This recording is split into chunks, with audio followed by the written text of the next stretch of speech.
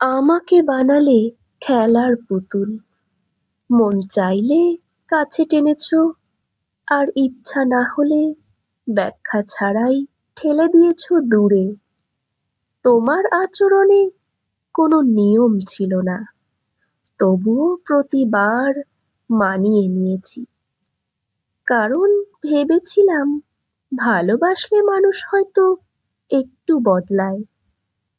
তুমি চাইলে হাসতে হতো, তুমি চাইলে চুপ থাকতে হতো, আর আমি সব মেনে নিয়ে একসময় নিজেকেই হারিয়ে ফেলেছিলাম। কিন্তু তুমি বোঝোনি, পুতুলেরও ভাঙার ভয় থাকে, বারবার ছিঁড়ে যাওয়ারও একটা সীমা আছে।